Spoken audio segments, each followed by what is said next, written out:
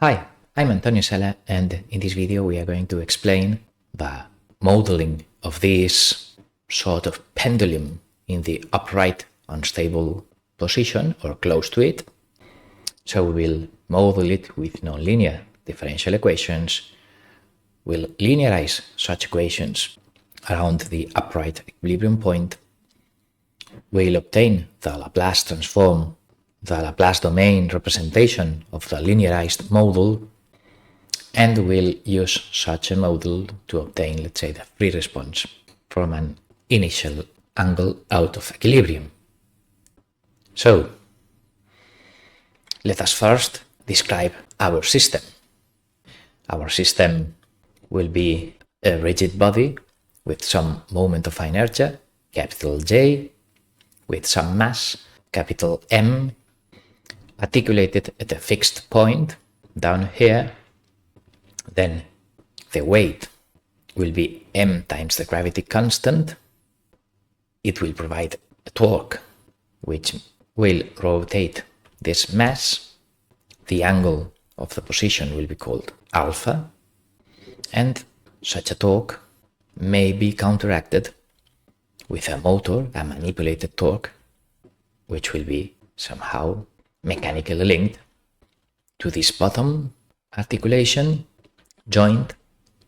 But as I said, we will write it in the equations, but we will leave computing stabilizing, closed loop control, things like that for future videos. So let us concentrate here on the equations of physics. So we will just write Newton's laws that say that, okay, inertia times angular acceleration, second derivative of the position, will be a torque balance. So I will have the torque exerted by the weight, which is force mg, times minimum distance to the fixed point around which this rotates. The moment of inertia is also computed with respect to this point, center of rotation. And then, okay, that distance we are referring to for torque computation is this one, which is L, the distance, the center of gravity to the axis of rotation, times sinus of the angle. So this is the gravity torque. And then if we have our motor providing other manipulated torque, well, we add it to the balance. So this is the nonlinear dynamics describing the motion of this thing. In some cases, particularly in most simulation packages, I will be required to write my equations in so-called normalized state space form, which will imply adding an intermediate variable, the angular speed. So saying that the derivative, first derivative of the position is the angular speed.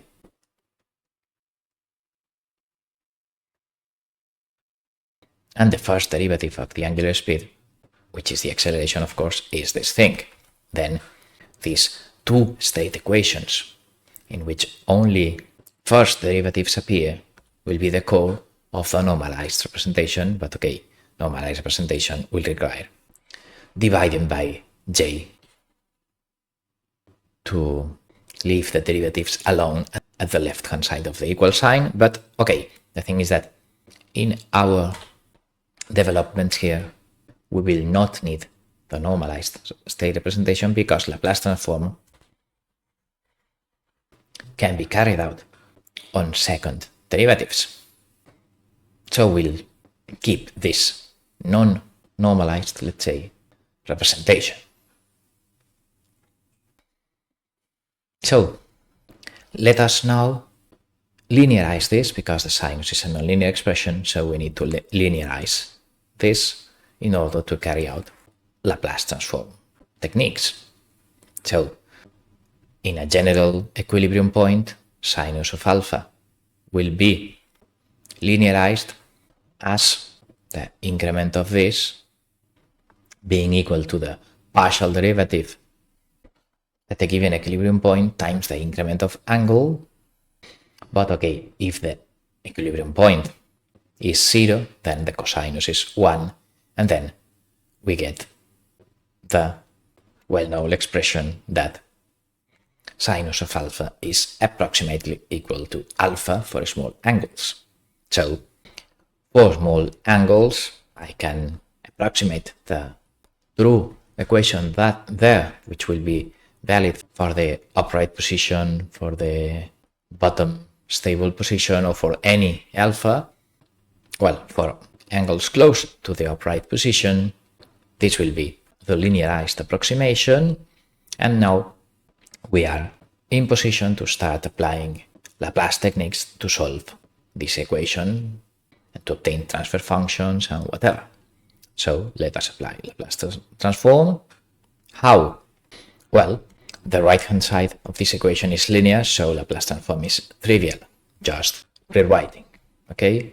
So the only thing we need to transform is this second derivative, and the Laplace transform of that second derivative is the first term that will be always present, which is, multiplying twice by the s variable, and then additional terms here depending on initial conditions that, depending on the problem I am wishing to solve, may appear or not.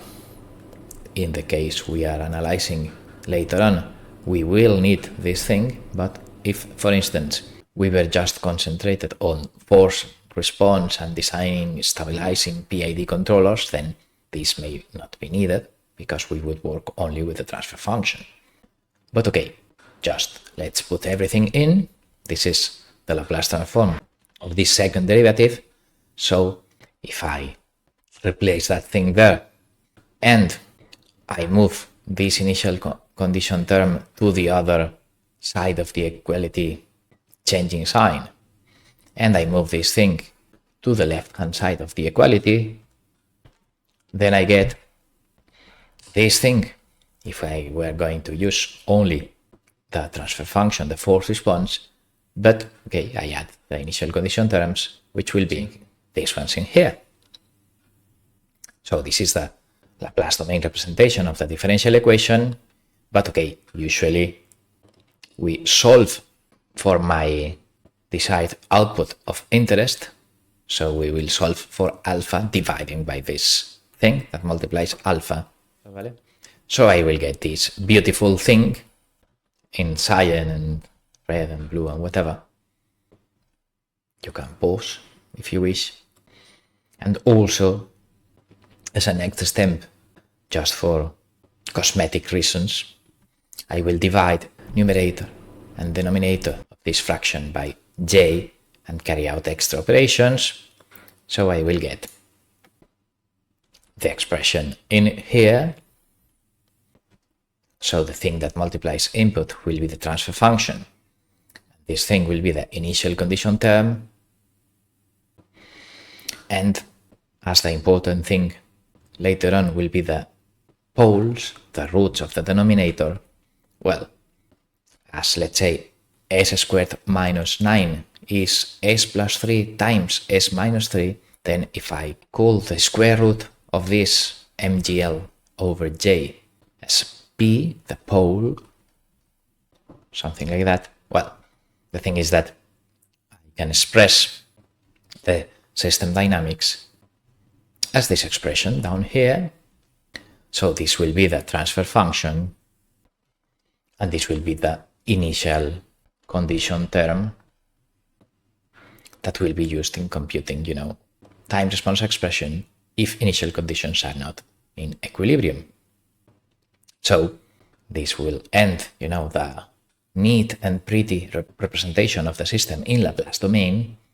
And now we will use this representation to solve a particular problem, which will be one of free response. So we will disregard this term. We will think that there will be no motor connected to the bottom joint. We'll address that in sequel videos, but for the moment being, no motor there.